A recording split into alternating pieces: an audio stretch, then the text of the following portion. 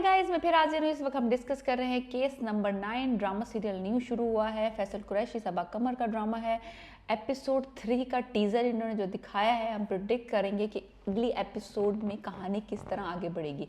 Drama जो है ये बेस करता है एक रेप केस पे, जो कि एक लड़की ने किया है एक बहुत पावरफुल आदमी के अगेंस्ट, जो कि उसके पहले बॉस थे और उन्होंने बुला के प्लान करके उनका रेप किया है अपने घर में।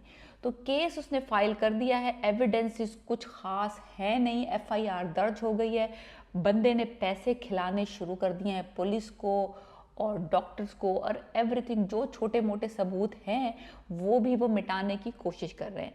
शहर के केस फाइल करने के बाद घर वापस आएगी और क्या क्या उसको फेस करना पड़ेगा, अपनी फैमिली से सपोर्ट मिलेगी या नहीं मिलेगी। उसके फादर ने तो उसको सपोर्ट करने का कह दिया है, ये पहले भी वो कह चुके हैं और वो पहले भी करना चाहते थे, लेकिन माँ और जो भाई है वो इसके अगेंस्ट थे। उन्होंने उसको कमरे में बंद करके रखा हुआ था 5-6 दिन। माँ ने उसके कपड़े फेंक दिए जो कि बहुत क्रूशियल एविडेंस थी, उसको नहला दिया, वो भी एविडेंस ज़ाया हो गई। तो माँ और जो उसका भाई है वो इस हक में नहीं है कि ये केस फाइल करे, क्योंकि बदनामी होगी, लोग तरह तरह की बातें करेंगे। तो वो ये तरह के सरकमस्टेंसेस फेस नहीं करना चाहते, वो इंसाफ नहीं हासिल करना चाहते, बिकॉज उनको पता है कि सोसाइटी में रेप विक्टिम के साथ क्या क्या कुछ होता है, उसको क्या क्या फेस करना पड़ता है, उसकी फैमिली को क्या क्या फेस करना पड़ता है।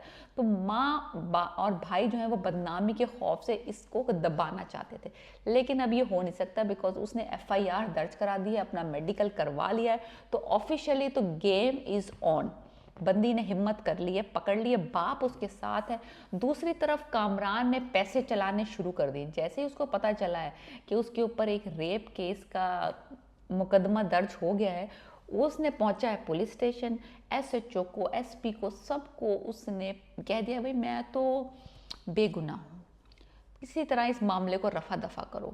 तो मेडिकल तो उसका हो गया, मेडिकल होने से कुछ भी नहीं होगा, मेडिकल यूजलेस है। ऑलरेडी उस बंदी के सारे एविडेंसेस ख़त्म हो चुके हैं। तो वो मेडिकल करवाने बंदा जा रहा है, वहाँ से खबर आती है कि बेगम जो है उसकी डिलीवर करने जा रही है इसका फर्स्ट चाइल्ड। आप इमेजिन करें, रेपिस्ट बंदा है, जब बीवी को पता चलेगा, जो कि एपिसोड 3 में पता चलेगा ही, कि एक उसकी एम्प्लॉई शहर जो उसकी हेड ऑफ मार्केटिंग थी, उसने इसके ऊपर रेप का केस किया है, तो उसकी क्या गुजरेगी जिसने अभी अभी इसके बच्चे को जन्म दिया है। So that would be a disaster to listen any बीवी के लिए कि उसके मियाँ के ऊपर किसी औरत ने ये इल्ज़ाम लगाया। तो ये बहुत इंटरेस्टिंग चलेगा सिनेरियो कि बीवी किस तरह रिएक्ट करती है, वो अपने मियाँ के ऊपर को पे बिलीव करती है या उस लड़की के ऊपर, because she also like that girl, she was talking about that girl कि वो बहुत ब्रिलियंट है, बहुत नाइस है, तो झूठ क्यों बोलेगी लड़की। सो ये अभी बीवी का भी सिनेरियो पता चलेगा, बीवी किसके साथ खड़ी है। दूसरी तरफ रोहित की बीवी को भी शक हो गया कि इसके मियाँ को कुछ पता है, तो वो कह रही है मुझे सच सच बताओ कि जिस दिन तुम गए थे कामरान से मिलने रात को, ये वाकया उसी रात तो पेश नहीं आया, तुमने कुछ देखा तो नहीं है, तुम आई विटनेस तो नहीं है, बिकॉज वो लॉयर है, वो शी वॉन्ट्स टू नो कि उसका मियाँ कितना हद तक इन्वॉल्व है इस केस में। दूसरी तरफ कामरान साहब के घर पुलिस पहुंची है, क्योंकि रेप तो उसके घर में हुआ है, रिपोर्ट उसी का, तो वो घर में शवाहिद इकट्ठे करने पहुंचे हैं, जैसे कि सारे सबूत तो वहीं के वहीं पड़े होंगे। आफ्टर 6-7 डेज उसने मिटा नहीं दिए होंगे, तो वो उसके नौकरों से इंटेरोगेशन कर रहे हैं, नौकरों को सबको पैसे खिलाए हुए, कामरान साहब से बोल रहे हैं और रोहित साहब से पूछ रहे हैं, सब के सब चुप हैं और सब के सब बातें गोल कर रहे हैं।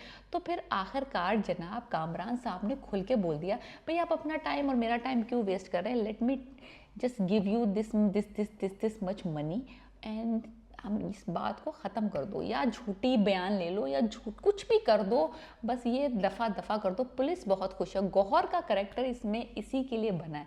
गौहर इस तरह के रोल बहुत अच्छे करते हैं, पुलिस वाले बने हैं करप्ट पुलिस वाले, वो बहुत खुश है कि भाई बंदे ने काम आसान कर दिया, पहले ही पैसे ऑफर कर दिए, ना हमें इसको ब्लैकमेल करना पड़ा, ना हमें बयान लिखने पड़े, बस पैसा दो, हम मामला सेटल डाउन कर देंगे। एनीवेज, जैसे ही ये बात हो रही थी, गौहर ने कहा आप बहुत लकी हैं सर, अगर वो अगले दिन ही अपना बयान देने और अपना डीएनए और मेडिकल करवाने आ जाती ना, तो आप बहुत मुश्किल में पड़ जाते। तो इससे क्या साबित होता है कि पुलिस को पता है कि युल्लू के पट्टे ने काम किया है, ये रेप इसने किया है, लेकिन क्योंकि उस बंदी के पास इनफ एविडेंस नहीं है, तो ये इस केस को दबाने के लिए इससे पैसे लेंगे और इस लड़की के लिए मुश्किलात इकट्ठी करेंगे। यही वो सारा सिनेरियो है जो शाहज़ेब खानज़ादा इसमें पोर्ट्रे करना चाहते हैं कि किस तरह से हमारा पूरा सिस्टम एक विक्टिम को दबाने में लग जाता है जैसे ही कोई रेप केस रिपोर्ट होता है। तो हम ये ड्रामे में देखेंगे एपिसोड 3 और 4 में कि किस तरह से सिस्टम के पहिए चलना शुरू हुए against the victim. So if you agree with me and if you haven't watched this drama, please watch it. It's a beautiful production. Case number 9 teaser हम डिस्कस कर रहे थे एपिसोड 3 का। Please subscribe my channel. Piece.